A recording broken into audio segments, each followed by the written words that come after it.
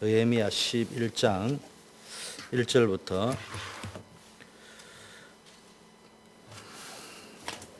다 찾으셨습니까?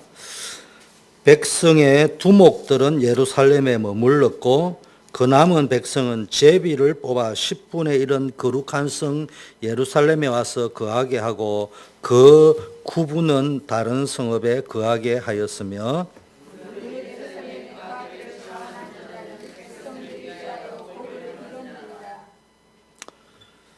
이스라엘과 제사장들과 레위 사람들과 너디딤 사람들과 솔로몬의 신복의 자손은 유다 여러 성읍에서 각각 그 본성 본기업에 거하였고 예루살렘에 거한 그 도의 두목들은 이러하니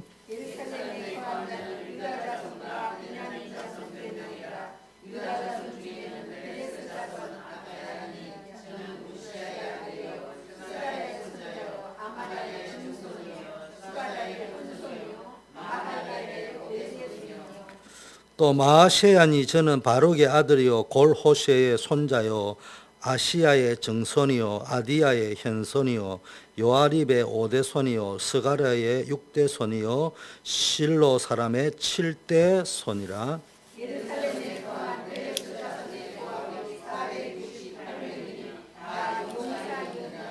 아멘. 여기까지 보겠습니다. 오늘 제목을 하나님의 집을 채워라 이런 제목으로 말씀을 전하려고 합니다. 오늘은 이제 느헤미야 11장까지 왔는데요. 앞에까지 여러분 알다시피 각고의 노력 끝에 적들의 방해와 대적이 있었지만 지도자의 탁월한 리더십과 또 함께하는 모든 백성들의 헌신과 수고의 천신만고 끝에 한마디로 예루살렘을 재건했습니다. 성벽을 쌓고 이제는 적들로부터 방어도 할 수 있고 사람이 안심하고 살 수 있는 그런 예루살렘 성곽을 쌓고 예루살렘이라는 도시를 재건을 했습니다. 그런데 오늘 좀 이상한 것은요, 이해가 안 되는 부분이 나옵니다. 성벽이 완공이 되고 예루살렘이라고 하는 도시, 또 도시 중에서 어떤 도시요? 수도, 캐피탈이 만들어졌으면은 많은 사람들이 뭡니까? 예루살렘에 살려고 하는 사람이 많아야 그게 정상인데 이게 그냥 읽으면 잘 모르는데 자세히 읽어보면요, 이 예루살렘에 안 살려고 한단 말이에요, 지금. 그런데 이 보니까는 1절에 백성의 두목은 예루살렘에 머물렀고 이래 되어 있고요. 그 남은 백성은 제비보다 10분의 1은 거룩한 예루살렘에 와서 거하게 하고 이래 되어 있습니다. 뒤에 거는 거하게 하고 이러니까 누가 시켜서 한 것 같고요. 앞에는 머물렀다 이런 게 스스로 머물른 것처럼 보이는데 그게 아니고 원어는 똑같습니다. 정확하게 말하면요, 지도자는 너네는 지도자니까 당연히 그거 해야 되는 거고 이 말입니다. 두 번째는 아무도 가려고 하는 사람이 없으니까 제비를 뽑아가지고 그러면 10분의 1은 예루살렘에 거하자 그래가지고 강건해가지고 머물게 했고 이런 말입니다. 뽑힌 사람은 마지못해 거기서 살게 되었다 이 말이에요. 거주하기 시작했습니다. 또 세 번째는 거주하기를 자원하는 자가 있었어요. 다행히도 백성들이 복을 빌었다. 이 말은요, 여러분 사람의 심리가 복 받을 거면 지가 예루살렘에 살지 왜 복을 빕니까? 이 말은 지금 하나님이 복 주시기를 원한다 이런 뜻만 담긴 게 아니고요. 단순한 축복의 의미가 담겨 있는 것이 아니고 너네들이 자원해가 예루살렘 성의 수도에 살겠다고 하는데 너네들이 원하니까 살겠지만 좀 걱정스럽다. 이런 의미에서 하나님이 너희를 복 주기를 원한다. 내가 볼 때는 그게 안전한 곳이 아니다. 위험한 곳이다. 그래서 하나님이 너를 지키고 복 주기를 원한다. 이런 말입니다. 아니, 한 나라의 수도고 하나님의 성전이 있는 예루살렘 성 안에 살게 되는 것을 축복으로 여기고 부러워해야 되고 제비뽑기가 당첨된 걸 너무 감사해야 되고 내가 그렇게 못된 걸 너무 슬퍼해야 되고 리더로서 내가 거기 가는 건 너무 좋아해야 되는데 나중에 읽어보면요. 레위 사람이나 제사장들이 다른 데 가기를 더 좋아했어요. 자, 폐허가 된 성읍을 새롭게 재건을 하고요. 요즘 말로 하면 완전히 새롭게 뭐 했다는 말이에요. 리모델링을 했다는 말이에요. 그런데 사람들이 그곳에서 자원하는 마음으로 살고 싶어 하지 않았습니다. 왜 사람들이 새롭게 보기 좋게 아름답게 건축해놓은 그 성전에 있는 하나님의 성전이 있고 어차피 이스라엘 사람들은 예루살렘을 중심으로 예배도 드려야 되고 절기도 지켜야 되고 모든 것이 거기가 더 편리한데 왜 거기 거주하지 않으려고 했을까? 이게 오늘 질문을 해봐야 돼요. 그래 오늘날 여러분 신앙생활에 답이 나옵니다. 그럼 성경은 느헤미야 시대, 에스라 시대, 이사야 시대에 쓰여져 있는 배경을 가지고 오늘의 배경과 세상 돌아가는 걸 해석해야 됩니다. 그리고 그 속에 있는 나의 영적 상태를 점검해야 됩니다. 그리고 나는 어떻게 해야 되는지 기도 제목과 결단을 내려야 됩니다. 근데 지금 이 에스라 시대와 느헤미야 시대 이런 일이 있었다 이 말이에요. 자, 그런데 이거보다 더 본질적인 질문이 있습니다. 그러면 느헤미야는 이런 일이 일어날 줄 몰랐을까? 이런 성벽을 다 짓고 나면 모든 사람이 예루살렘의 성에 와가지고 살겠다는 것을 기대하고 성전 재건 운동을 했을까? 성벽 재건을. 아니면은 몰랐을까? 아니면 알았을까? 여러분 한번 설교 들으면서 질문을 한번 해보세요. 제가 볼 때는 알았을 것 같아. 예상했을 것 같아. 그러면은 느헤미야가 한사코 백성들, 쉽게 말하면 느헤미야가 성벽을 재건할 적에는 사방에 그를 방해하려고 하는 세력이 득실되고 있었고 그 다음에 왕이 조서를 내려가지고 성벽을 짓고 성전 짓는 것을 스톱이라는 명령을 내렸던 그 왕을 설득을 해야 되고 이런 상황입니다.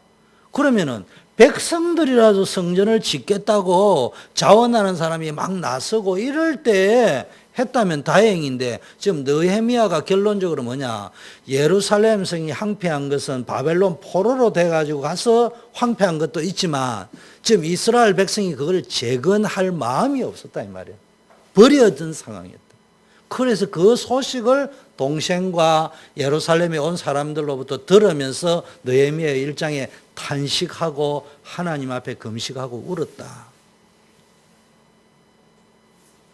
단순히 성전이 황폐된 것을 울은 것이 아니고 그것을 재건할 의지가 백성들에게 없었다 이 말이에요. 극소수를 제외하고.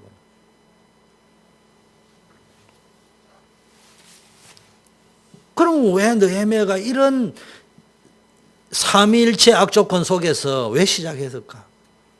자, 하나씩 풀어갑시다. 첫째는 예루살렘 성 안에 사는 불편과 위험 부담이 있어요. 축복도 있지만요, 사람들 눈에는 축복, 하나님께로부터는 영적인 뭐 눈에 안 보이는 거예요. 당장 불편함과 위험 부담은 눈에 보이는 거예요. 자, 예루살렘이 어떤 도시냐? 한마디로 여러분 예루살렘이라는 것은 창세기 14장 소돔과 고모라 전쟁 때 보니까 아브라함이 롯을 구출하고 돌아올 적에 멜기세덱이라는 살렘 왕이라고 하고 이 첫 제사장이기도 하죠. 왕으로 통치하던 그 살렘이라는 지역이, 이 예루살렘 알겠죠? 예루살렘, 그 살렘 지역이 였다 이 말이에요. 두 번째는 여러분 기억하면 아브라함이 아들 이삭을 하나님께 제물로 바치려고 했던 모리아 산이 있던 장소가 예루살렘이었습니다. 그리고 세월이 흘러서 다윗은 그 살렘 지역을, 모리아 산이 있는 그 지역을 이스라엘 통일 이스라엘 유다 왕국의 수도로 정하고 예루살렘이라는 이름을 붙였어요. 예루살렘이라는 말은 평강의, 살렘이라는 평강이라는 말이고 예루라는 말은 기초다. 기초. 평강의 기초.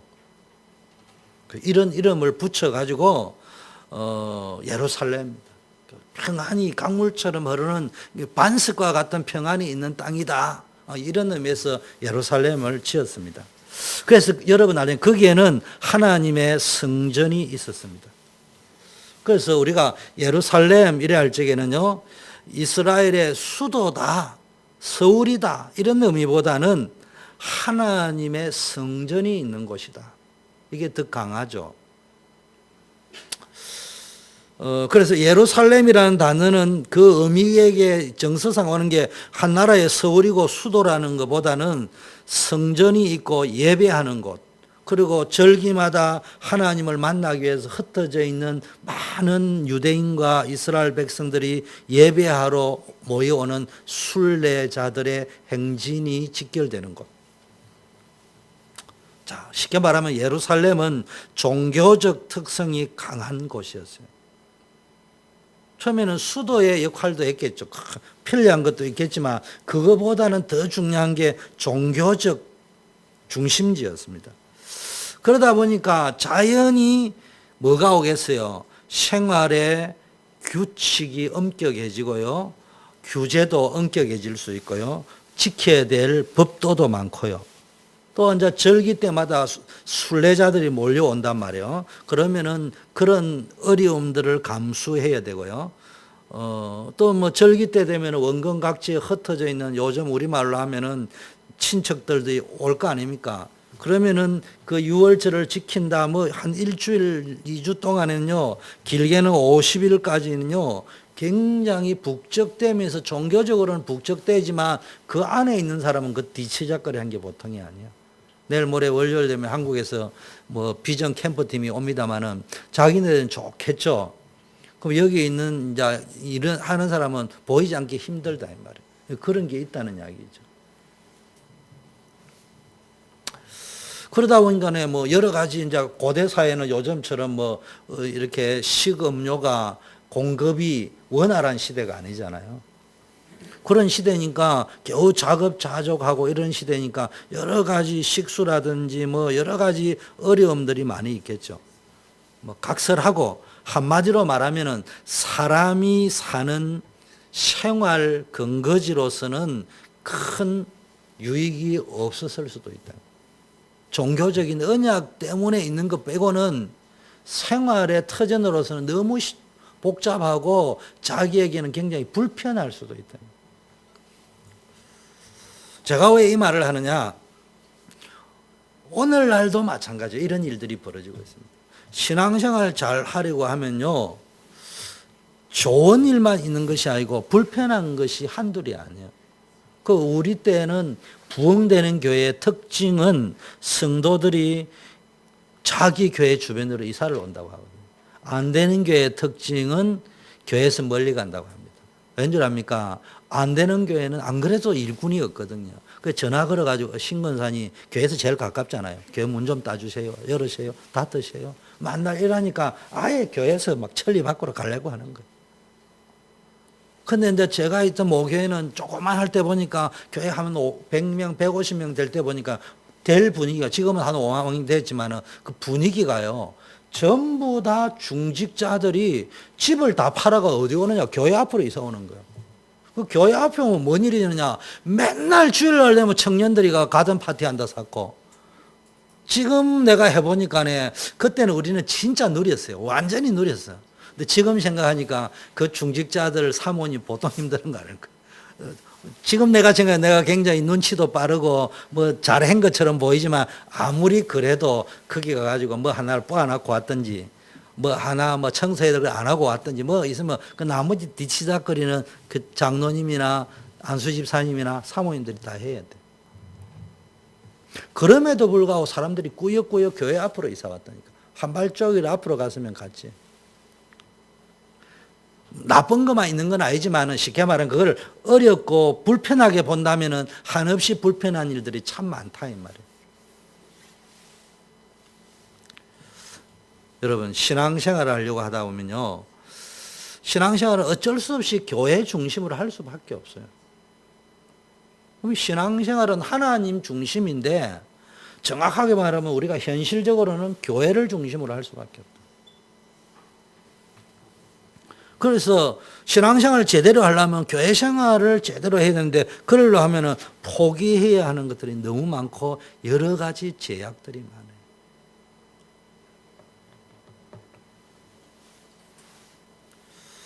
하나님께로부터 오는 축복이 많지만 세상적으로 볼 때는 그렇지 않다 이 말이에요. 그래서 이제 우리 여러분들이 잘못 생각하면 내가 이제 교회에서 멀리 가야지. 들리는 소문에 의하면 우리 렘넌트들 뭐 다 이 가족들 중심이잖아. 안 그러면 중직자 자제분들이고. 그러니까 막 빨리 탈출을 해서 저 멀리 가고 싶다 이런 이야기들을 들었습니다. 이해돼요. 잘못 그 사람들 욕할 건 아니에요. 충분히 이해되는 거야. 얼마나 힘들면 그러겠냐. 그러나 그럼에도 불구하고 그것은 눈에 보이는 것이지 진짜 신령한 복을 못 보는 사람들이 하는 말이에요. 제가 자랑하려고 하는 게 아니고요. 교회 와가지고 기도하고 자고 있는데요, 폭풍우가 쓰러져 왔는가 봐. 그래가지고 사람들이 깨우는 거예요. 야, 그래도 제법 그 당시에는 교인들도 좀 한 500명 되고 이랬는데요. 밤에 이제 장로인들도 막 이리 오고 하셔야 되는데, 자고 있는 청년들이 우리야. 매일 와서 자고 있으니까. 그날 밤에요. 이게 5층 건물, 교육관 5층 건물 위에다가 시설이 모자라가지고 그 위에다 간이 텐트 있잖아요. 그걸 쳐넣고 안에 피아노도 넣고 딱 넣어놓고 있는데요. 태풍이 불어버린 거예요. 그러니까 이게요, 바람이 부니까 쫙 밀리는 거 있죠. 밀려가지고 이게 그냥 평면이 쫙 돼가지고 텐트가 그냥 밀어버리는 거예요. 그래가지고 막 급하게 피아노하고 다 무거운 거를 그 옥상에서 계단 내려가 놔놓고 완전히 녹다운이 돼가지고 이제 내려와가 좀 쉬고 있는데요. 바람이 계속 부는데 이 텐트는 어쩔 수, 워낙 큰 거예요. 그거를 할 수가 없어. 근데 이 텐트가 쉘이 밀고 가는데요. 어디를 밀어버렸냐. 여러분 건물에 보니까 우리처럼 여기 굴뚝이 있잖아요. 굴뚝에다가 딱 압력을 받아가 있으니까 그나마 견디는데요. 이게 이제 굴뚝이 떨어지려고 하는 거예요. 근데 그 굴뚝 밑이 어디냐? 병원이요. 교회 옆에 병원인데 하필이면 그날 밤에 병원장이 차를 안 빼고 그나놨어. 밑에다가. 그 당시 한국에서 제일 좋은 차야. 이거 빠지면 어린 생각에 이거 물려줘야 돼. 밤새도록 이걸 붙잡고 있었어요. 우리 청년 몇 명이. 저는 제 평생에 그걸 하면서 이 교회에서 앉아서면 이런 일이 안 생길 건데 이런 마음은 추워도 든 적이 없어. 이걸 하면서 내 인생의 가장 중요한 진리를 깨달은 게 하나님의 성전을 어떻게 만들어 가느냐. 텐트를 비가 올지 지킨다 이런 말이 아니고요. 어떤 일이냐. 텐트가 이렇게 돼 있잖아요. 이렇게. 그러면은 양쪽에서 잡아 당겨야 돼요. 비가 오면은. 이게요, 일꾼들이 하는 일이요. 아, 이게 하나님의 교회를 세운다는 이야기구나. 내 죽을 힘을 다했어. 그 안에요, 축복이 있습니다. 몸은 불편하죠. 몸은 불편할 수 있겠습니다. 다음부터는 내가 교회에서 천리하는가 봐라. 그런 마음이 들 수 있어요. 왜? 그 이후로도 그거 말고 또 다른 그런 류의 일은 역시 사람은 몸이 가까우니까 고생한다는 걸 알면서도 사람이 가까이 있으니까 그 사람한테 해달라고 하는 수밖에 없어. 맨날 이제 그런 일에 불려다닙니다. 더구나 저 같은 경우에는 말주변이 없어요. 그래서 주 선생님이 시간이 있습니까? 라면은 요즘 같으면은 왜 그러시죠? 이래 물어볼 건데 저는 상대가 물어보는데 그래 말하면 결례라고 배웠거든요. 예, 있습니다. 이래요. 그 있습니다. 다음에는 그 다음에는 노가다요. 무거운 일이요. 근데 솔직한 말로 내 마음속에 다음부터 시간 있습니까? 물어보면은 왜 그러는데요? 하든지 시간이 없는데 이래 말을 해야 되겠다는 말이 한 번 내지 두 번은 들은 적이 있어요. 그런데 제 마음속에 하나님이 주시는 축복이 더 크다. 어쩌면은 이건 내만이 할 수 있는, 우리 극소수의 몇 명만이 누릴 수 있는 특권이다. 이렇게 교회를 세워가는 것이. 여러분 몇 주 전에 설교도 했잖아요. 교회 봉사 억지로 하는 사람이 있고요. 정말로 뭡니까? 사명감으로 하는 사람이 있고요. 하나님을 기쁘시게 하기 위해서 하는 사람. 그러면 진짜 하나님을 기쁘게 하기 위해 내가 은혜 받고 나니까 내가 할 수 있는 거는 이 찬양이구나. 내가 이거 할 수 있는 재능이 있구나. 이걸 가지고 하나님을 섬겨봐야 되겠다. 포기해야 될 것도 많고요. 여러 가지 힘든 일도 많고요. 당장 신앙생활 하는 게 여기는 아직도 괜찮아요. 저희들이 신앙생활 할 때 그때는 뭐 부부가 아니고 남남이었습니다. 설날에 고향에 못 갔어요. 일주 전에 갔다 오거나 일주 후에 가거나. 자기 마음대로, 여러분 생각이 이상하죠. 자기 마음대로 갔다 오면 돼. 근데 항상 물어봐요. 순장님 어떻게 할까요? 뭐 이렇게 이야기. 그럼 전에 갔다 오세요. 그리고 주일날은 꼭 오세요. 그러니까 신앙생활을 제대로 하고 열심히 있는 교회를 다니려고 하다 보니까 이건 뭐 주일은 무조건 교회에서 예배 드려야 되니까. 여러 가지 제약들이 있잖아요. 여기에 뭐 성광교회강 뭡니까? 이희돈 장로님, 요즘도 계시는지 모르지만 그 교회 선교로 유명하잖아요. 그 이희돈 장로님 간증 테이프 들어봤습니까? 영국에 가가지고도 비행기 타고 가서 주일날 여기 와서 예배 드렸다. 그렇게까지 할 필요가 있겠냐? 그거를 강요할 필요는 없어요. 근데 본인이 믿음으로 선택했다니까. 그것도 누구? 영국에 가서 엘리바 테일러 왕도 만나고 정치 요원들을 만나는 그런데 가서 나는 예배드리고 오겠다고 왔다 갔다. 거기 시간이 얼마나 그러면 또 뭡니까? 거기는 교회가 없습니까? 비행기 값은 얼마나 들겠습니까? 그런데요, 사단이 역사해 버리면요, 모든 게 불편한 거예요. 자, 그러다 보니까 예루살렘이 586년 주전에 함락되었습니다. 이때 그곳에 살던 사람들은요, 미련 없이 예루살렘을 떠났습니다. 심지어는 제사장 레위 사람들까지도 보따리 싸가지고 다 떠났습니다.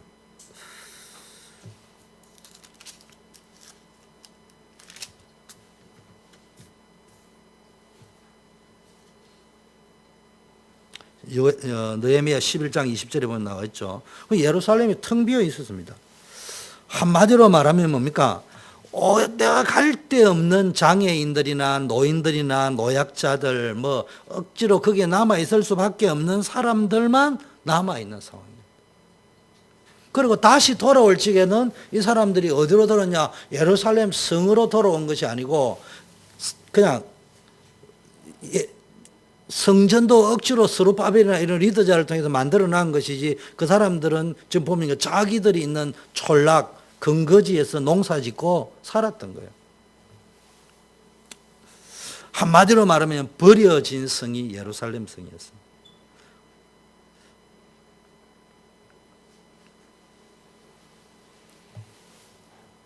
절기를 지켜야 되고 예배도 드려야 되고 기도도 해야 되는데 뭡니까? 한마디로 말하면 성전 중심의, 예루살렘 중심이라 할 적에는 하나님의 성전 중심이고 언약 중심의 신앙생활을 해야 되는데, 포로로 잡혀가기 전에도 그랬지만 지금도 정체성이 모호해가지고 포로로 잡혀가기 전에 언약 놓치고 살다가 포로로 잡혀갔어요. 신음하다가 돌아와가지고도요, 아마 돌아올 때 하나님 부르시셨겠죠. 돌아와가지고도요, 각자 자기 잘 먹고 잘 사는 대로. 한마디로 말하면 신앙에 대한 열정 뭐 이런 게 없었어요. 헌신. 그래서 느헤미야가 두 번째 예루살렘을 재건하는 사업을 시작한 겁니다. 그 목적이 뭐겠냐? 느헤미야가 그러면 이렇게 왕에게도 잘못하면 지킬 수 있고 주변에 방해하는 적들이 우글거리고 있고 백성들도 웰컴이 아닌 상태에서 느헤미야는 황무하게 버려진 예루살렘을 바라보면서 탄식하다가 예루살렘 성벽 재건에 도전했습니다. 그러면 목적이 뭐겠습니까? 서울을 다시 한번 옛날에 영화를 찾자 해가지고 수도인 서울, 렘넌트들 영어로 캐피탈을 수도라고 하는데요. 표준말로 서울만 하는 게 아니고 캐피탈을, 모든 나라의 캐피탈을 서울이라고 하는 거예요. 아시겠죠? 그 서울을 재건하려고 한 게 아닙니다.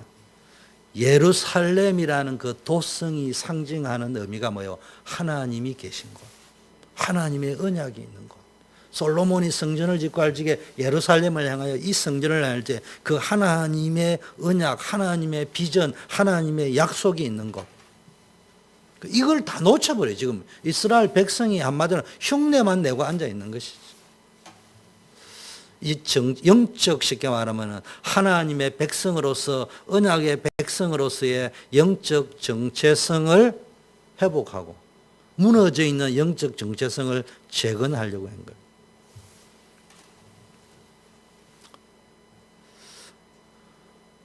포로로 가기 전에 언약 놓쳤잖아요.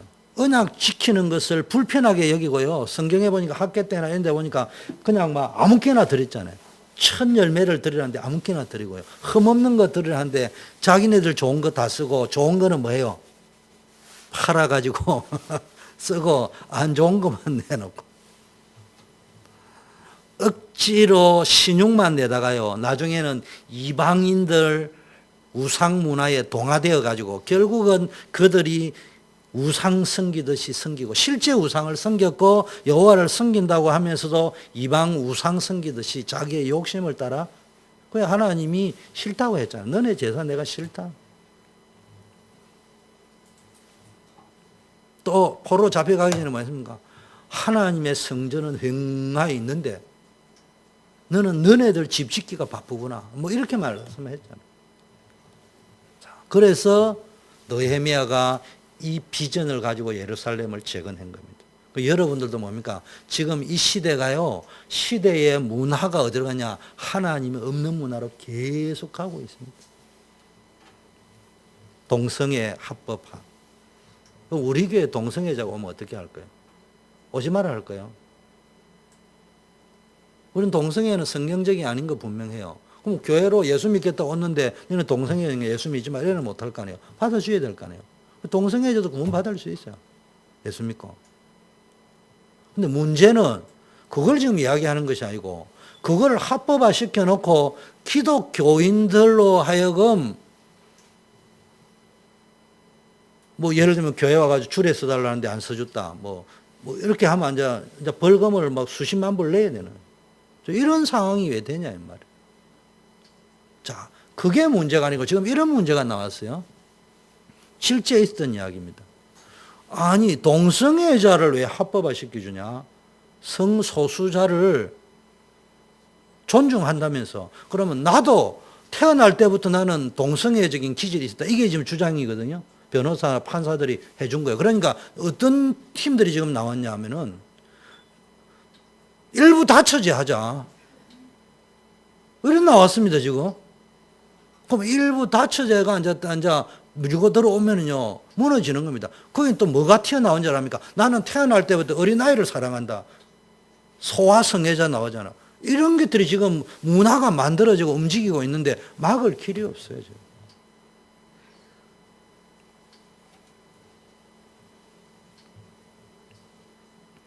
이런 험악한 시대를 우리가 살아가고 있다. 그러니까 느헤미야가 뭡니까?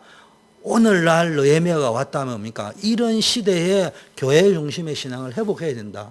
언약 중심의 신앙을 회복해야 된다. 그리스도 중심의 신앙을 회복해야 된다. 전도와 선교의 신앙을 회복하지 않으면 안 된다.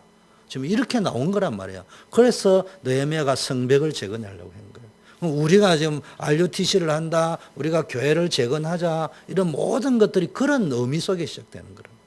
자, 그래서 느헤미야가 어떤 지도력을 하느냐? 이제는 성벽을 지으니까 예루살렘이 텅 비어 있으면 안 되니까 거기다가 사람을 채워 넣어야 되는 겁니다. 그래서 먼저 백성의 지도자는 너는 책임감이 있어요. 당연히 거주해야 된다. 그래가지고 지도자들이 스스로 한 게 아니고요. 느헤미야가 너는 지도자니까 당연히. 그 다음에 제비를 뽑아가지고 이것도 10분의 1이 적용됐어요. 10분의 9는 너네들이 있는 거주지에 가서 살아라. 촌락에 가서. 그러나 그 10분의 1은 하나님 앞에 들어와야 된다. 예루살렘에. 그래가지고 이제 했습니다. 그래 제비 뽑아가지고 들어갔습니다. 다행한 것은 자원하는 사람들도 있습니다. 그 중에는 뭐 지도자도 자원하는 사람이 있었겠지만요. 이 세 가지를 가지고 좀 메시지를 하려고 합니다. 핵심 포인트가 뭐냐? 오늘 11장의 느헤미야 계획의 핵심 포인트는 예루살렘을 횡하니 비워두지 말라. 하나님의 교회를, 성전을 황폐하게 비어 있도록 만들면 안 된다. 여러분, 눈에 보이는 건물만 지어놨다고요? 중요한 게 아니고 그 안에 뭘 채우라고요? 사람을 채우란 말이에요. 그리고 그 안에서 예배하고 찬양하고 기도하고 봉사하고 섬기고 친교하고, 그래서 예루살렘 성 안이 뭡니까? 사람이 살고 하나님을 영화롭게.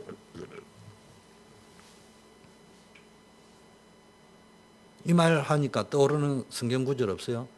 누가복음 14장 23절에 보니까요.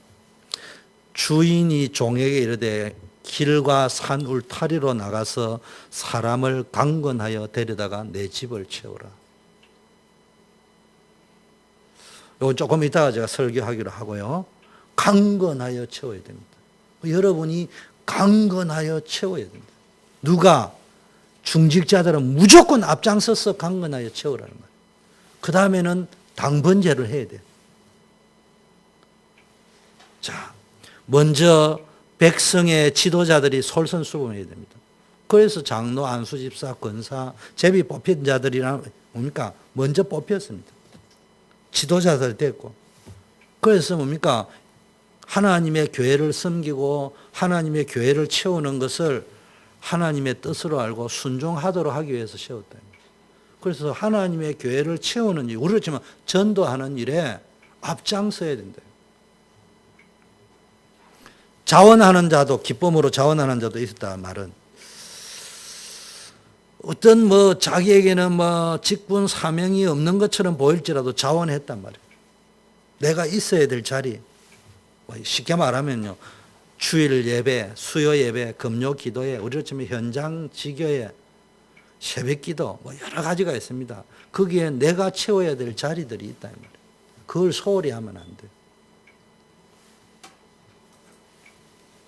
여러분, 믿음은 들음에서 납니다. 아무리 똑똑하고 현명한 척해도요, 내가 누구 말을 많이 듣느냐에 따라서 믿음이 달라집니다. 생각이 달라집니다. 그리고 무슨 말을 듣느냐에 따라서 달라지게 되어 있습니다. 그거는 뭐 누가 뭐래도 할 수 없어요.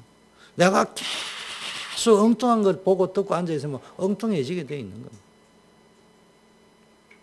또 몸이 멀어지면요, 멀리 있는 형제보다 이웃 사촌이 더 낫다 이런 말이 뭡니까? 몸이 멀어져 있으면요, 마음도 여러 가지도 멀어집니다. 그래서 교회에 참여하는 횟수가 줄면은요, 처음에는 관성이 있어 괜찮아 보이는데 결국은 교회에 참여하는 횟수가 줄면요, 자연히 마음도, 헌신하는 마음, 사모하는 마음도요, 멀어집니다. 그럼 현실적으로 사람은 그럴 수밖에 없어요.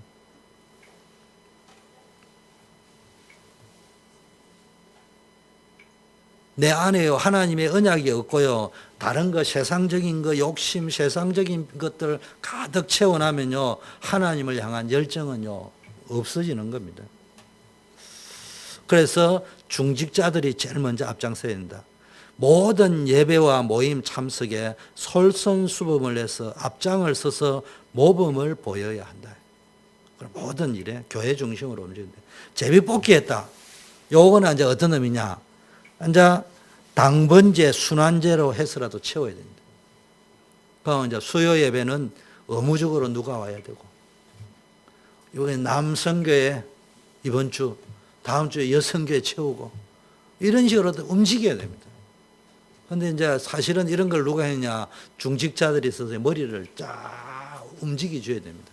이걸 이제 담임 목사인 제가 여러분보다는 그래도 실력은 없지만은 교회 생활도 조금 오래 했고 좀 큰 교회에 있다 보니까, 큰 교회라기보다는 개척 수준에서 커지는 단계에 있다 보니까 이렇게 저렇게 하는 게 본 게 많은데, 그렇다고 내가 여러분에게 말을 할 수가 없어요. 그건 득이 안 돼. 그 사실은 이런 리더들이 모여서 우리가 이걸 어떨 적에는 당번제로 순환제로 해서라도 막 이렇게 이 교회가 그래 움직여 줘야 됩니다. 언제 하나님이 어떤 사람을 보내줄지 모른다. 여러분이 새가족이라 할지 왔을 적에 휑하니 교회 가보면 분위기가 썰렁하다 그러면 두 번 다시 오기 싫잖아요. 따뜻하고 꽉 차 있고 그러면 오고 싶잖아요. 기쁨으로 자원한 자들이 나타난다. 모든 기관들, 남녀 선교회 렘넌트들이요, 뭐 해야 되냐? 요걸 해야 돼요. 예배 부흥, 기도 운동, 말씀 운동, 전도 운동의 분위기, 영적 흐름을 바꿔야 됩니다. 그러면은 남녀 선교회 회장들, 임원들, 각 기관의 회장 임원들, 그리고 각 기관의 사역자들이 하는 일이 뭐냐? 요런 자원하는 영적 흐름을 만들어 가도록. 그거 하도록 임원들이 있고 사역자가 있고 우리는 아직 작지만은 큰 교회 가면 부장이 있고 이렇게 쫙 움직이는 역할이 그 역할을 하는 겁니다. 돌아가도록. 결론. 교회는요, 영적 예루살렘이 어디냐? 교회입니다. 느헤미야 시대의 영적 예루살렘이 요즘 시대의 교회입니다. 그러면은 교회에 어떤 자세로 우리가 교회 생활을 하느냐? 인사이드로 깊게 들어오는 것을 망설이는 사람이 있어요. 들어오면 내가 뭔가가 불편할 것 같고, 세상에 그 땡기던 거 그거 내려놔야 될 것 같고.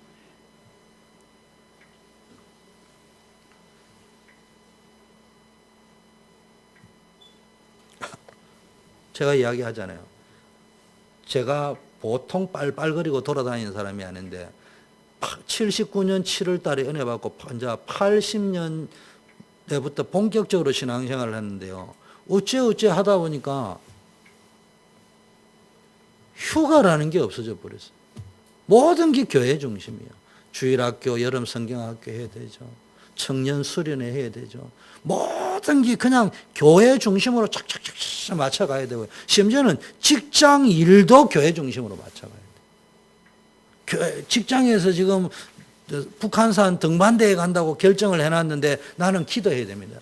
사장님을 어떻게 설득할 것이냐. 직장 동료들을 어떻게 설득할 거냐. 그러면은 내가 못 간다 하면은 교회 다닌다고 못 간다 하니까 그게 전도에 방해가 되니까 그렇지 않게 하려면 내가 어떻게 섬겨야 될 것인가. 그러다 보니까 솔직한 말로 육신적으로는요, 피곤하기도 하고 불편하기도 하고 그런 생각 안 해도 될 일도 많고 또 내도 미리 들어가 줘야 되고 미리 점수 따놔야 되니까. 그런데 생각하고 나니까 그게 너를 위하여 방주를 지어라. 이 말의 의미가. 아니, 너를 위하여 방주 지으는데 노아가 지금 지돈 들여가지고 120년 동안 다 했습니다. 아마 부도 나지 않은 게 다행이야. 아마 부도 직전이었을 거예요. 나중에는 홍수 나고 나서 전부 짓게 됐습니다만은. 여러분, 얼핏 계산을 잘못하면요, 교회 다니는 게 보통 손해가 아닙니다. 특히 우리 잘하는 렘넌트들은요, 영적 체험이 없으면은 계산이 빠르잖아요. 아무리 해도 이게 계산이 안 돌아가요. 손해가 엄청 손해야. 아니, 계산을 세상적으로 되면은 시험 공부해야 되는데 주일날도 안 빠지고 공부하는 사람이 점수가 많이 나오겠어요. 주일날 예배 드리고 이런 사람이 점수가 많이 나오겠네요. 그런데 그렇지 않습니다. 사람은요, 위기가 오면은 내게 있는 잠재 능력이 발휘되는 거예요. 그런데 원치 않는 위기가 아니고요, 가치 있는 위기 때문에요. 나는 주일날 예배 드려야 된다. 그럼 다른 애들이 공부하는 시간에 나는 공부를 할 수 없으니까 집중을 어떻게 해야 될 것이냐. 어떤 식으로 공부해야 될 것이냐. 자세가 달라집니다. 여러분, 신앙생활 내가 한번 본 어게인하고 하나님의 은혜를 체험하고 내 모든 십자가를 질 만큼 헌신할 만큼 하나님의 능력을 딱 체험해 보세요. 그러면요, 여러분의 자세가 지금처럼 살아가지 않습니다. 이상하게 한 템포 미리 보면서 준비 딱딱딱딱 하게 되어 있습니다. 신앙생활을 그렇게 하면요, 교회에 무슨 일어날지 스케줄을 쫙 잡고 내가 어떻게 관리해야 될까 쭉 나가다 보니까 설명을 하면은 그런데 나중에 뒤끝에 보면요. 모든 게 하나님이 이상하게 은혜 속으로 축복 속으로 끌고 간다 이 말이에요. 자, 느헤미야 11장에 기록된 사람들 보세요. 예루살렘에 거주한 자들의 명단이 쭉 나와 있습니다. 예루살렘에 뭡니까? 자기 거주지를 떠나왔잖아요. 이미 포로대가 돌아와가지고 자기네들이 본거지를 확보해놨는데 제비뽑기가 와가지고 지금 있는 거예요. 그곳에서 거주해야 됩니다. 그리고 레위인들도 이전에는 뭡니까? 그 지방 촌락 성읍의 중심지에서 떵떵거리면서 그 사람들이 도움 속에서 제사도 지나고 했는데 이게 예루살렘에 있었는 게 이게 무엇이 새로 시작했다 이 말이에요. 그런데 오늘 뭡니까? 이런 자들의 이름을 싹 다 적어놨습니다. 특히 5절에 보니까요. 다시 한번 읽어볼까요? 시작.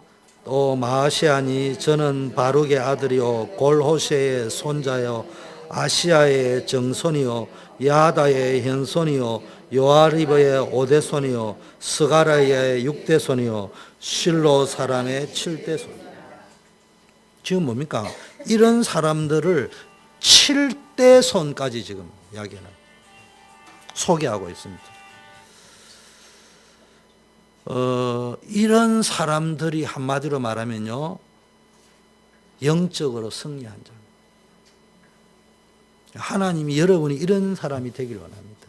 그래서 오늘 성경구절 몇 구절을 소개하고 설교를 마무리하겠습니다. 오늘 설교 내용 중에 나온 본문 가운데 누가복음 14장 24절에 주인이 종에게 이르되 길과 산울가로 가서 사람을 강건하여 데리다가 내 집을 채우라. 첫째, 가서 사람들이 다닐 만한 모든 현장, 우리로 치면 한검의장, 사각지대, 재앙지대, 여러분이 볼지게 누가 데려오기 쉽겠느냐? 사람이 많은 곳에 데려올 거냐? 재앙 만난 사람을 끌고 올 것이냐? 버려진 사람을 데려올 것이냐? 한마디로 말하면 너희는 가서 모든 족속으로 갈급한 자, 충성된 자, 사명자, 나의 한검의장, 하나님 주신 현장 가라 이 말이야. 강건하여, 원어가 뭡니까? 여자를 오면 머리 끄머리를 잡아 당겨가지고 채우라 이 말입니다. 우리가 생각할 적에는 막 부드럽게, 막 젠틀하게, 그게 아니고요. 비틀어가지고, 남자는 가서 팔을 확 비틀어가지고, 뒤로 비틀어가지고 끌고 오라는 말이고, 여자는 머리채를 끄머디가 데리고 오라는 말이에요. 강건하여. 내 집을 채워. 내가 왜 이 원어를 설명하면서 이렇게 신바람이 나지? 속에 지금 스트레스가 많이 있는 거야. 자, 내 집을 채워라. 텅 비어게 하지 마라. 꽉꽉 채워라. 이런 마음이 있어야 된다. 아, 우리 교회를 내가 채워봐야 되겠다. 여러분 마음에요, 이런 마음이 들어야 됩니다. 여러분, 아무리 복음이라고 떠들어사도요, 내가 교회를 채워봐야 되겠다는 마음이 없고요, 전도해야 되겠다는 마음이 없고, 교회 중심의 마음이 없으면은 머리는 머리일 뿐입니다. 자, 히브리서 10장 25절. 자, 모이는 것과 관계 있습니다. 모이기를 피하는 어떤 사람들의 습관과 같이 하지 말고 오직 권하여 그날이 가까움을 볼수록 더욱 그리하자. 여기서는 첫째, 모이기를 피한다. 이게 지금 사단의 역사입니다. 자꾸 다른 곳에, 엉뚱한 곳에, 여러분 교회 예배당에 나오는데요, 다른 데는 잘 갑니다. 미국에서는 제가 잘 모르겠는데요, 한국에는요 잘 걸립니다. 청년들 보면요, 맨날 목사님 일주일 안에 모입니다 이래서 왔는데요, 나는 진짜 공부할 시간이 없고 회사 일할 시간이 없는 줄 알지만요, 어느 날 가는데 보면 나이트클럽 앞으로 나와 예배 마치고 가는데,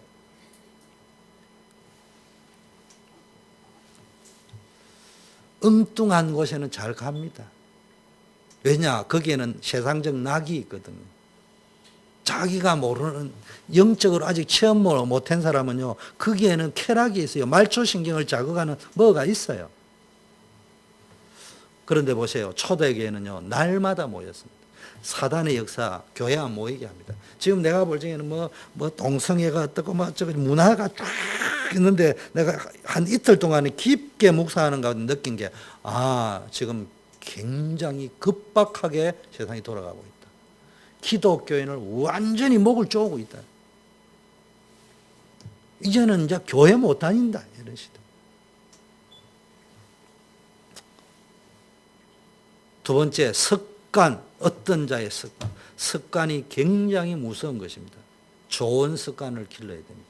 우리 렘넌트들은요, 무조건 성공하려고 하지 말고 교회 중심의 습관, 예배 중심의 습관, 기도 중심의 습관, 믿음의 친구, 교인들, 신자들, 사명자들과 함께하는 즐거움을 누리는 그런 습관을 한번 들여보세요. 그게 너무 재미납니다. 그걸 일찍 들여버리면요, 너무 좋습니다. 그 다음에 오직 권하여, 혼자만 신앙생활 하지 말고 다른 사람에게도 강건하여 건면하라고 했죠. 오직 권하여. 자꾸 권해라 이 말이에요. 예배 들어가자, 은혜 받자. 그날이 가까움을 볼수록, 지금은 말세다. 아까 이야기했죠. 세상 돌아가는 꼴이 그렇습니다. 그래서 영적으로 깨어있고요, 영적으로 원리스 되어야 합니다. 그래서 조금만 방심해도요, 세상 풍조에 휘말려 들어가 버립니다. 로마서 12장 1절 세 번째 성경이죠. 그러므로 형제들아, 내가 하나님의 모든 자비하심으로 너희를 권하노니 너희 몸을 하나님이 기뻐하는 거룩한 산제사로 드리라. 이는 너희의 드릴 영적 예배니라. 하나님의 자비하심으로 너희를 권한다. 하나님의 사랑으로 권한다. 여러분, 히브리서 10장에 서로 건면하라 했죠. 아까 강건한다는 말은 팔을 비틀고 머리채를 끌고 온다는 말이죠. 이 말이 성경 원어와 이 성경 쇄구절을 의미한다면 진짜 사랑이 뭐냐? 팔을 비틀어서 데려오는 게 진짜 사랑이다. 다리를 부떨어뜨려서라도 하나님 앞으로 데려오는 게 진짜 사랑이다. 진짜 하나님 떠난 자의 말로를 안다면 그런 의미가 내포되어져 있습니다. 너희 몸을 하나님이 기뻐하는 제사로 드리라. 거룩한 뭡니까? 하나님이 기뻐하는 제사가 뭡니까? 거룩한 삶, 구별된 삶을 하나님이 기뻐합니다. 이건 뭐 제한 짓는다 이런 말도 있겠지만 뭡니까? 늘 하나님께 드리려고 내 가정도, 내 직업도, 내 모든 것들이 하나님께 드려지기를 기뻐하는 삶입니다. 내 사업도 하나님께 드리기를, 우리 가정도, 내 자식도, 내 남편도, 아내도 하나님께 드리는 삶, 구별된 삶. 산제사로 드리라. 죽은 제사 말고 산제사. 죽은 제사라는 말만 하는 것이 죽은 제사입니다. 산제사라는 말은 내 몸을 드리는 거라고 했습니다. 영적 예배를 드리라. 그럼 무엇이 영적 예배냐?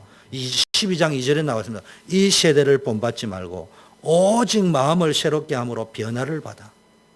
한마디로 하면 세상 풍조와 유행을 따라 살아가는 것이 아니라 오직 마음을 새롭게 변화를 받아요. 내 마음이 옛날하고 다른 새로운 마음을 가져야 된다.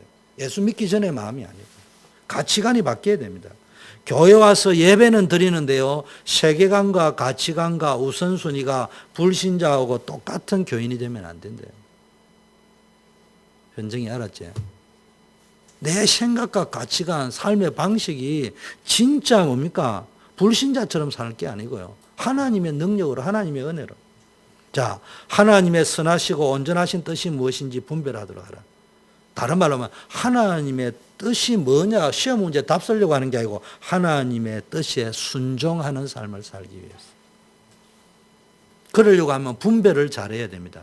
하나님의 뜻을 분별을 해야 순종할 거 아닙니까? 그러면은 하나님은 선하신 분인 것은 아는데, 우리 알죠? 하나님 선하신 거 여러분 믿잖아요. 그런데 벌어진 사건과 문제는 선하게 안 보여요.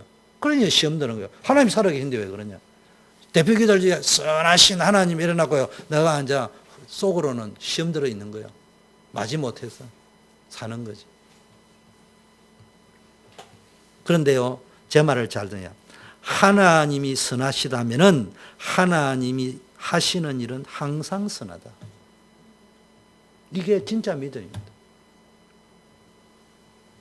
이 믿음을 가진 사람이 하는 고백이 하나님은 선하시다. 하나님은 선하시다 이렇게 떠드는 게 믿음이 아니고요. 진짜 하나님이 선하시다고 하는 것은 하나님이 선하시다는 그 고백이 진짜 고백이 되어야 되는데 누구의 고백이 진짜 고백이냐? 하나님은 선하십니다 이렇게 말하는 사람의 고백이 진짜가 아니고 지금 내가 노예가 되고 감옥에 왔지만 하나님이 하신 이 노예 생활이 이 감옥이 하나님이 하신 일이기 때문에 지극히 선한 계획이 있다. 이렇게 믿는 사람이 할 수 있는 말이 하나님이 선하시다 이 말이에요. 그 이야기입니다 지금.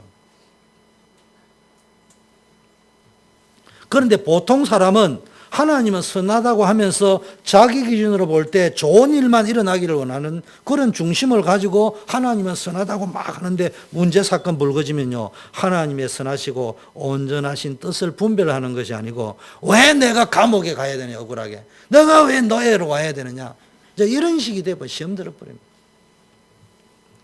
요셉이 이걸 잘 분별했단 말이에요. 하나님의 선한 손이 나를 여기까지 앞서 인도하셨다. 이스라엘 백성들은요 이게 안 됐잖아요. 광야에 가서 이스라엘 백성이 하나님 선하다고 다 했는데요 문제 터지면 원망불평이야. 입술로 하나님 선하다고 선한 게 아니고 나에게 지금 주어진 현실에 감사할 수 있고요. 그게 선한 하나님의 인도 속에 있다는 거 지금 일하고 계신다는 게 믿어져야 진짜 맞는 겁니다. 자, 불신앙의 뿌리가 이겁니다. 우리가 불신앙 하니까요. 예수는 그리스도 모든 문제 해결자 하나님은 선하시고 기도하면 응답받고 지금 그거를 몰라서 불신앙이라는 말이 아니에요. 우리가 지금 하나님은 선하다고 입술로 그래 고백하면서도 당장 힘들고 어려운 문제 약간 뭐 말 한마디 섭섭하면 시험 들어버린다 이 말이에요. 자기 기준으로 늘 생각한다.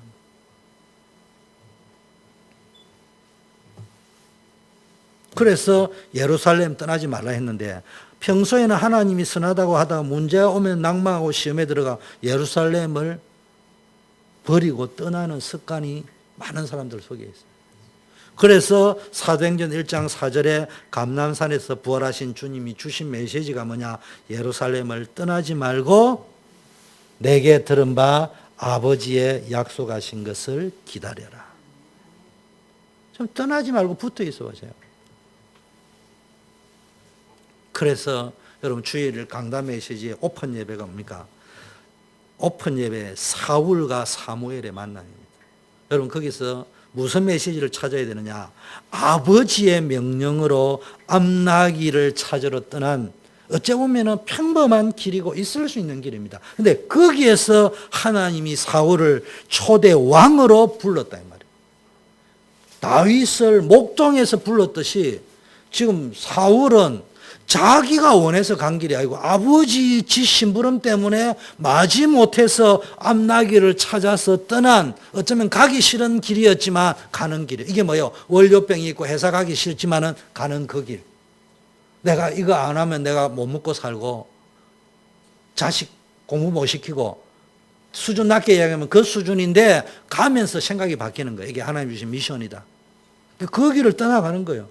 사울은 본인이 원해서 간 길은 비록 아니었지만은 자기에게 주어진 일, 억지로 간 일이지만 대충 한 게 아니고 요 암나기를 찾아내는데 그 책임감과 임무 완수를 위하여 최선을 다했습니다. 여러분 오늘이 중요합니다. 오늘 여러분에게 주어진 시간과 주어진 일들이 억지처럼 보이고 귀찮은 일처럼 보이고 할 수만 있다면 때려치우고 싶은 그래서 하나님이 아시고 여러분 다른 일 좀 조금 더 나은 거 생각하면 더 나은 거 있죠. 앉고 싶으면 눕고 싶고 눕고 싶으면 자고 싶고 그렇다고 하나님 그걸 아시기 때문에 딱 맞춰주는 거예요. 지금 여러분이 억지처럼 보이고 힘들어서 하는 것처럼 보이는 거기에 하나님의 부르심이 있고 천명, 소명, 사명을 이루는 시간이 되어질 수 있다 이 말이에요. 이런 게 렘넌트를 알아야 됩니다. 복음 안에서 최선을 다한다 구원받는 거다 이거 축복받는 건 아니지만 복음 안에 있다면은 우리는 하나님은 안 보이잖아요. 그럼 오늘 나에게 있는 좋은 일이든 나쁜 일이든 그 속에서 내가 당연히 해야 되고 필연적으로 해야 되고 절대적으로 해야 될 일, 그 속에 하나님의 계획이 있는 거예요. 사울과 함께한 사환, 누가 내 곁에 있느냐 굉장히 중요합니다. 나와 함께한 사람의 영적 상태. 렘넌트들은요, 친구 잘 사귀어야 된다는 말은 친구를 골라가면서 사귀라는 말이고, 옆에 있는 친구가 영적으로 깨어있지 못하면 나에게 문제 올 수 있습니다. 이 사화는 영적인 비밀을 가지고 있어요. 그리고 여기서 받아야 될 것은 사무엘에게는요, 내일 사울을 만나게 될 것이다. 이 말은 사무엘이 하나님과 소통하는 비밀, 기도의 비밀을 가지고 있습니다. 그럼 기도의 비밀을 가지고 있어야 돼요. 하나님께로부터는 사람 소리만 듣지 말고 하나님이 나에게 주는 음성을 들을 수 있는 깨달음, 레마. 그러면서 이제는 사무엘은 사울에게요 기름을 붓습니다. 하나님의 뜻을 성취하기 위해서 최선을 다하는 사무엘. 쉽게 말하면 말씀 성취의 열정과 의지를 가지고 있다. 여러분이요, 진짜 예배만 드리지 말고 그 강단 메시지를 붙잡고요, 한 개라도 실현하겠다는 열정과 의지가 있어야 됩니다. 일부 예배는 에베소 1장 신자의 비밀 그리스도. 여러분, 무엇보다도 신앙생활 그리스도 누려야 됩니다. 영적 서밋의 자리에 가는 말은 그리스도 안에서 영적인 힘을 얻고 있으면은 다른 기능적인 탑, 문화적인 탑에 온단 말이에요. 그래서 마태복음 6장 33절에 먼저 그의 나라와 그 의를 구하라. 영적 서밋. 기도의 내용 알게 하시고 진짜 알아야 될 거 알아야 되고 몰라도 될 거는 우리는 알고요. 알아야 될 거 모릅니다. 뭘 알아야 했냐? 하나님을 정확하게 알아야 돼요. 신앙생활 하면서 우리가 하나님을 너무 막연하게 알고 있다니. 추상적으로, 관념적으로. 그런데요, 하나님이 지혜의 영, 계시의 영을 보여주시면요, 예레미야 33장 일을 행하는 여호와, 그것을 지어 성취하는 여호와, 그 이름을 여호와라니. 여호와가 누구인지 안다니까. 로마서 8장 27절에 모든 것을 합력하여 선을 이루시는 하나님. 두 번째는요, 마음의 눈이 밝아져야 됩니다. 안 그러면 늘 부정적입니다. 그런데 하나님의 축복과 하나님의 부르심의 소망과 그 기업의 영광의 풍성함, 하나님 우리를 구원하시고 주시려고 하는 그 풍성한 축복, 이게 여러분 눈에 보여야 됩니다. 목사님 설교 들을 때만이 아니고 여러분 평소에 아침에 눈 뜨면 오늘도 하나님 나에게 풍성한 하루를 예비해 놓으셨기에 문제가 터져도 그 속에 예레미야 22장 29장 11절에 보니까 이런 말이 있습니다. 나 여호와가 말하노라 너희를 향한 나의 생각은 내가 아나니 재앙이 아니라 곧 평안이요 너희 장래의 소망을 주려 하는 생각이라. 요셉아 나 여호와가 말하노라 요셉이 너를 향한 내 생각은 내가 아나니 노예가 재앙이 아니고 평안이다. 너의 장래의 꿈을 이루어주려 한다. 이걸 붙잡아야 한다. 세 번째 뭐라 하냐? 하나님의 능력이 크심을, 지극히 크심을 알게 하시고 그 능력이 그리스도 안에 있다. 이 성경 구절 뭡니까? 열왕기하 6장 16절에 두려워 말라 우리와 함께한 자가 저와 함께한 자보다 많다. 빌립보 4장 13절에는 그 능력이 그리스도 안에 있다. 내게 능력 주시는 자 안에서 모든 것을 주관하는 그 이름 그리스도. 모든 걸 주관한다는 말은 천국의 배경, 하늘 권세를 가지고 만물을 복종케 하는 그 이름 그리스도, 땅의 권세, 세계 복음화, 쉽게 말하면 복음을 막을 자가 없다 이 말이에요. 교회의 머리가 되시는 그 이름 그리스도, 교회는 그의 몸이라 했습니다. 하나님은 이 하나님의 계획을 하늘과 땅의 권세를 가지고 교회를 통하여 하나님의 뜻을 이루어 가신다. 여러분 교회를 채우고 교회를 부흥시키고 교회에다가 여러분 인생을 한번 걸어보라니까. 맞죠? 교회에다가 인생을 젊을 때 한번 걸어보세요. 솔직한 말로 관광 다니는 것보다 재미납니다. 저는 재미납디다. 솔직한 말. 교회 부흥제는 재미로, 사람들 은혜 받는 재미로, 내 작은 헌신 때문에 얼마나 재미나는 줄 압니까? 앞편보다 나는 앞편 안 맞아봤지만 더 재미납니다. 2부 언약 잡은 렘넌트, 영적으로 장성하고 영에 속한 자라 했는데요. 이렇게 이제 영적으로 장성한 자는요, 오늘 나에게 주어진 문제에 낙심하지 않고요, 거기서 꿈을 찾아내는 거예요. 어머니를 잃어버렸는데 거기서 비전을 찾아냈어요. 노예 생활 속으로 들어갔는데 그게 좌절하고 자살할 현장이 아니고 그 꿈이 실현되기 위한 필연적인 과정이요, 최고의 과정이다. 영적으로 장성한 자는요, 한마디로 말하면요, 십자가의 도가 믿어지는 거예요. 그리스도의 도가 사람의 머리로는 미련한데 구원 얻은 우리에게는 하나님의 능력이다. 이게 믿어지는 거예요. 교회 다니면서 착하게 살고 좋은 일을 하는 것만 하지 십자가 말하면요, 이해하기 어려운 사람들 많습니다. 지금도 교회를 다니는데요, 그냥 교회 오면 착하게 산다, 열심히 산다, 다른 사람 잘 도와줘야 된다 이러면 믿어지는데 십자가 이야기하면 왜 저리 어려운 이야기하지? 안 믿어지는 사람 많습니다. 세상의 지식과 방법을 가지고 가니까 안 되는 거예요. 빨리 그리스도의 능력을, 그리스도 안에 있는 축복을 체험해야 됩니다. 그거를 증거해야 된다니까. 세상 사람들이 듣기도 좋기, 세상 사람들이 간혹가다 이래요. 목사님은 직장생활 하다 보니까 서로 통하는 게 있다. 그게 50%는 맞는 말이고 50%는 틀린 말이에요. 그게 잘못된 거예요. 어째 그게 세상하고 코드가 맞겠습니까? 영적인 힘의 시작은 어디서부터요? 여러분, 영적인 힘이 있으면요, 어려움이 와도 영적으로 성장하고 축복의 발판이 되는데 영적인 힘이 없으면 막 고난이 됩니다. 그래서 뭡니까? 기도할 수 있어야 돼요. 기도에서부터 영적인 힘이 시작됩니다. 그래서 기도할 수 있는 힘을 가져야 됩니다. 마지막 3부 예배는요, 예수 그리스도의 교회였습니다. 오늘 느헤미야하고 똑같은 말입니다. 여러분, 하나님은 하나님의 교회를 통해서 일을 하신다. 세상을 살리고 일하신다. 그래서 여러분은 뭐냐? 교회, 이 땅에서는 뭘 누려야 된다고요? 교회 생활의 축복을 찾아내야 됩니다. 예배, 전도, 양육, 봉사, 직분. 여기서 여러분, 여성교회 회장, 남성교회 회장 하다 보면 귀찮은 게 한두 개가 아니에요. 청년회 회장, 주일학교 했다, 교사했다. 보통 귀찮은 게 아니에요. 그런데요, 거기에서 행복을 찾아내야 돼요. 거기에서 힘을 찾아내는 거예요. 거기에서 답을 찾아내는 거예요.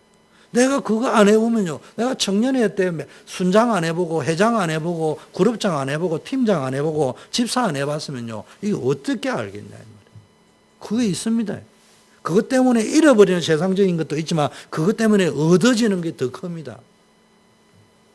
이 축복을 찾아내야 됩니다. 그게 아니면 교회 오면요, 진짜 예배만 드리면 좋겠는데, 뭘 전도해라서 하고, 뭘 직분 맡겼는데 뭐 해라서 귀찮아 죽겠다, 힘들어 죽겠다. 나의 규례, 하나님의 힘을 얻을 수 있는 나만의 방법을 찾아내라, 룰을 찾아내라. 하나님 힘 얻는 방법, 전도할 수 있는 나의 방법, 전도자들을 올바르게 양육시키고 제자화시킬 수 있는 나만의 방법. 그래서 여러분에게 전도하고 제자하고 양육시키라고 해서 제가 유튜브에 초대 www.youtube.com/초대 CEDCRUTC 들어가면 있어요. 뭐 했냐? 들어가면 왼쪽에 재생 목록이 딱 나옵니다. 그게 여러분들이 찾으면 힘들 것 같아서 내가 복음편지, 새생명, 13권 교재, 유목사님 메시지인 거 싹 다 올려놨어요. 여러분 집에 앉아가지고 클릭만 하면 돼. 복음편지 1가, 10가, 새생명 1가부터 20가, 현장 복음 메시지 13권 교재, 창세기까지 14권 싹 다 해놨습니다. 거기다가 여러분 뭐 했냐? 중직자가 알아야 될 거 싹 다 넣어놨습니다. 캠프도 다 넣어놨습니다. 지교회도 다 넣어놨습니다. 내가 어제 밤샘을 하면서 다 만들어가지고 다 올려놨습니다. 앉아서 여러분 그 사이트가 들어가면 또 지겨울까 싶어서 다락방 찬양도 그거 다 올려놨습니다. 그거를 가지고 활용하세요. 그렇게 했는데도 못하면 안 돼. 그리고 여러분의 작은 헌신이 원리스를 이룹니다.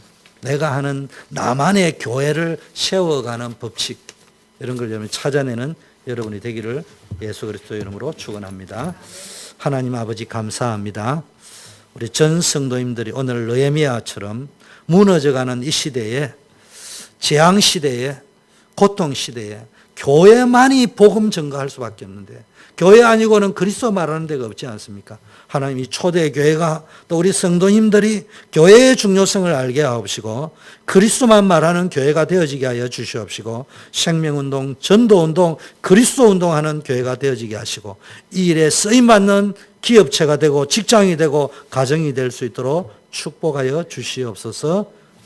만왕의 왕이신 우리 주 예수 그리스도의 은혜와 하나님 아버지의 사랑하심과 성령님의 교통 충만 역사하심이 느헤미야 시대 때 황폐하게 무너진 예루살렘을 바라보면서 통곡하며 예루살렘을 재건했듯이, 오늘 수요예배 나온 모든 성도님들이 이 시대에 무너진 교회와 무너진 성도와 무너진 여러 가지 영적인 부분들을 재건축하며 새롭게 세우며 그리스도 운동, 복음 운동, 전도 운동, 제자 운동, 렘넌트 운동 회복하는 일에 쓰임 받기로 결심하고 나아가는 우리 모든 성도님들 위해 이제부터 영원까지 함께 계실지어다.